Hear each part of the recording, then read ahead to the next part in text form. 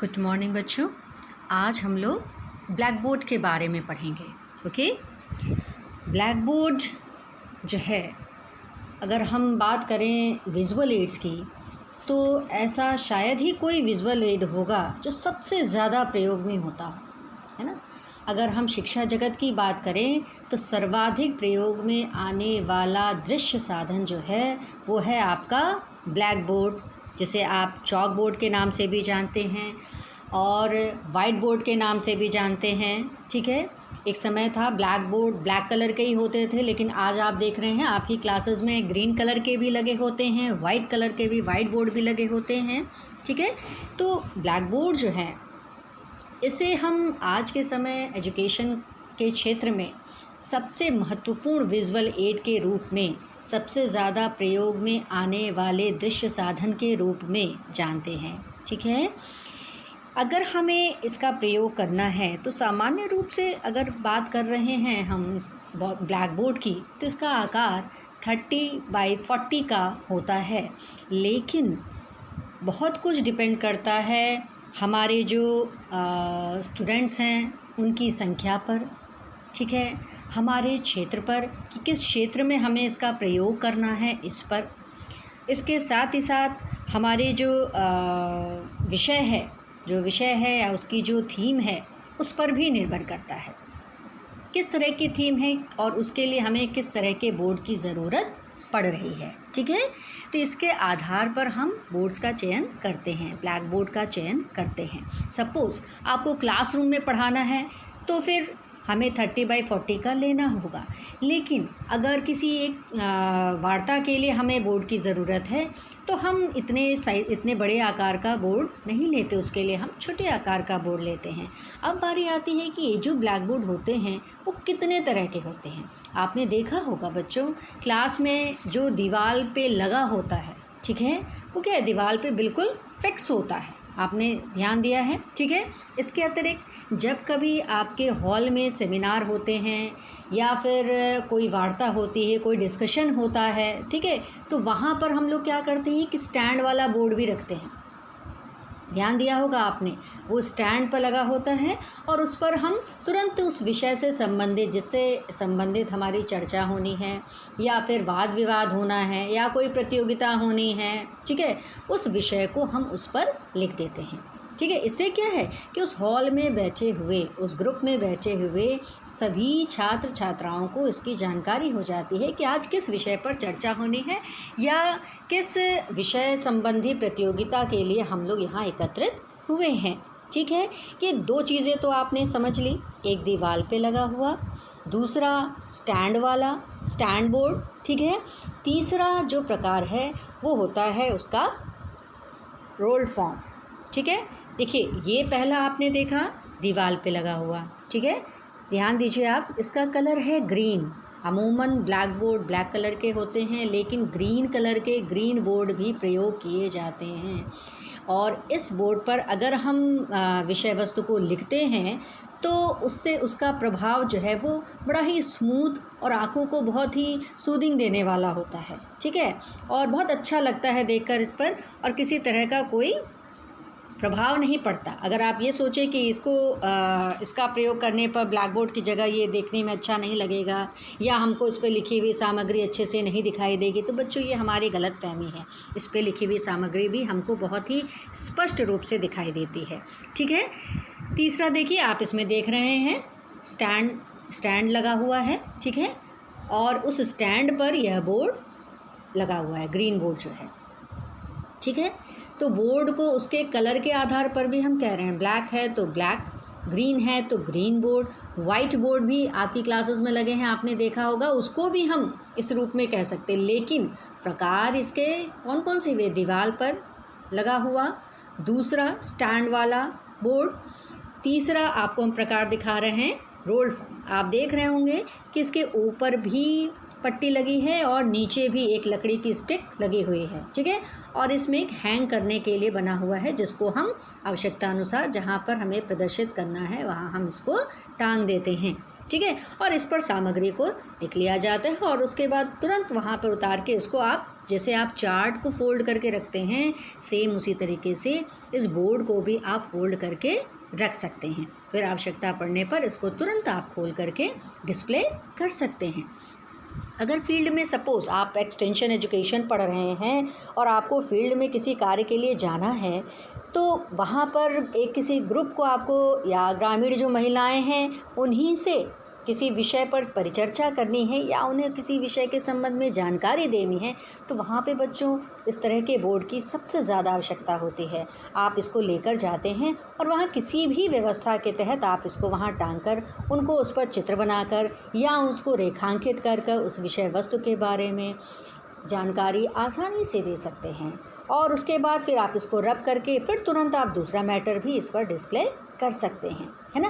तो ऐसे क्षेत्रों में इसका प्रयोग जो है बहुत ही महत्वपूर्ण होता है। आज के समय जो छात्राएं बीएड करेंगी आगे, उनके लिए भी इसी तरह के बोर्ड की आवश्यकता पड़ती है और वो इस पर पहले से ही अपना लेसन प्लान बनाते हैं और लेसन प्लान बना करके फिर क्लास में जाकर तुरंत उसको पढ़ाते हैं। इससे क्या होगा कि पहले से जो प्लान हमने बनाया है उसकी हम तैयारी कर लेते हैं, ठीक है, विषय की तैयारी कर लेते हैं और छात्राओं को आसानी से क्रमवार उस पर जानकारी दे सकते हैं, ठीक है। तो ये आपने देखा ये कितनी तरह के बोर्ड हुए, हम फिर से आपको दिखा रहे हैं बच्चों। ये देखिए दीवार पे लगा हुआ, दूसरा देखेंगे आप स्टैंड वाले बोर्ड, तीसरा देखेंगे आप रोल बोर्ड, ठीक है। ये 3 तरह के बोर्ड हैं। अब जो नया बोर्ड इस समय है वो है डिजिटल ब्लैक बोर्ड, ठीक है। ये जो डिजिटल ब्लैक बोर्ड है इसके ज़रिए फिल्म है, व्याख्यान है, शिक्षण है, गेम है आदि का इस्तेमाल कर विविध विषयों पर अवधारणाएं स्पष्ट की जाएंगी। आप देख रहे हैं इस बोर्ड के साइड में इस वाले बोर्ड के सेंटर में एक टीचर पढ़ा रहे हैं और दूसरे वाले बगल वाले बोर्ड पे देखिए छात्र छात्राएं सम्मुख बैठे हैं और टीचर साइड में खड़े होकर उस पर डिस्प्ले मैटर को समझा रहे हैं। और आने वाले समय में अब यह भी स्पष्ट कह दिया गया है कि जो उच्च संस्थाएं हैं और जो इंटर कॉलेजेस हैं वहाँ पर डिजिटल ब्लैक बोर्ड ही लगाए जाएंगे और उन्हीं के ज़रिए जो शिक्षण प्रक्रिया है वो पूरी की जाएगी। समझ रहे बच्चों। तो ये नई जो टेक्निक है आपको इसके बारे में भी जानना चाहिए कि ये भी एक प्रकार है इसका, ठीक है। तो हमें लगता है आपको ये बातें समझ में आ गई होंगी। अब फिर हम पलट करके एक बार इसकी तरफ जाएंगे, ठीक है। देखिए फिर से डायग्राम आप, दीवार वाला बोर्ड ग्रीन बोर्ड है, ये दीवार के फॉर्म में, ग्रीन बोर्ड ही है वो स्टैंड के फॉर्म में, ठीक है। देन रोल्ड ब्लैक बोर्ड है, ठीक है। Then digital black board, okay. अब जब हम इन सारे ब्लैक बोर्ड्स की हम बात कर रहे हैं, ठीक है, तो बात आती कि यदि ब्लैक बोर्ड का हम प्रयोग कर रहे हैं तो प्रयोग करते समय हमें क्या ध्यान में रखना होगा, ठीक है। कौन कौन सी बातें हैं जो हम ध्यान में रखें तो ब्लैक बोर्ड द्वारा जो सामग्री जो विषय हम छात्र छात्राओं को बता रहे हैं वो कहीं ज़्यादा प्रभावित हो। इसके लिए इसका जब हम प्रयोग करें, चाहे किसी भी प्रकार के बोर्ड का हम प्रयोग करें, उस समय हमें क्या करना है, अक्षर को, शब्द को या अंक को बड़े और स्पष्ट रूप में लिखना होगा, जिससे सामान्य दूरी से भी हमारे शिक्षार्थी उसको देख सकें और पढ़ सकें, ठीक है। दूसरी चीज़, जब हम बोर्ड का प्रयोग कर रहे हों, ब्लैक बोर्ड का प्रयोग कर रहे हों, तो प्रयोग होने वाली जो सामग्री है वो बहुत ही सरल होनी चाहिए, ठीक है, क्लिष्ट नहीं होनी चाहिए जिससे समझने में उसे कठिनाई हो, ठीक है। नेक्स्ट बात ये होती है कि जो भी विषय है उसका विवरण बहुत ही संक्षिप्त होना चाहिए। ये नहीं कि बहुत लंबा लिख दिया, लिखते जा रहे हैं, उसका एंड ही नहीं मिल रहा है ना। तो कोशिश हमेशा यह होनी चाहिए कि ब्लैक बोर्ड में बहुत ज़्यादा ना लिखा जाए, टू द पॉइंट चीज़ें लिखी जाएं या बिंदुवार चीज़ों को, बिंदुवार जो विषय है उसको उस पर दर्शाने का प्रयास किया जाए, ठीक है। नेक्स्ट जो बात है, हमेशा जब भी बोर्ड पर लिखा जाए तो लिखते समय शिक्षक को या जो प्रसार कार्य करता है उसे बात नहीं करनी चाहिए, है ना।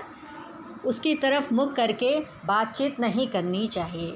और उसके बाद लिखने के पश्चात बोर्ड के बगल में लिखी सामग्री को खड़े होकर के आसानी से 1 बाय 1 जो है प्रदर्शित करना चाहिए, दिखाना चाहिए, उसका व्याख्यान जो है वो प्रस्तुत करना चाहिए। ये नहीं कि बोर्ड पर लिखते जा रहे हैं, बीच में खड़े हैं और साथ में बोलते भी जा रहे हैं, ऐसा नहीं होना चाहिए।